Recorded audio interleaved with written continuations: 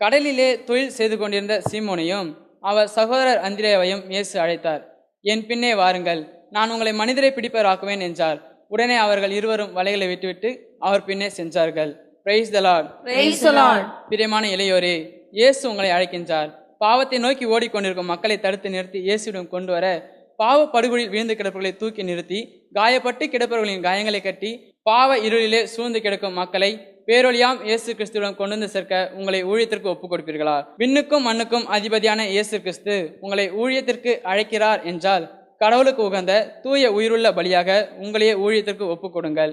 Praise the Lord. Praise the Lord. பிரியமானவர்களே, நற்செய்தியை பறைசாற்ற வேண்டியது ஒவ்வொரு கிறிஸ்தவனுடைய கடமையும் உரிமையாக இருக்கின்றது. ஆகவேதான் பரிசுத்த பவுல் நற்செய்தியை பறைசாற்றவிட்டால் எனக்கு ஐயோ கேடு என்றார். ஆம் பிரியமானவர்களே, வல்லமையோடு நற்செய்தியை பறைசாற்றி மக்களை ஆண்டவரிடம் கொண்டு வந்து சேர்ப்பது நமது கடமையாக இருக்கின்றது என்பதை தெளிவாக அறிந்து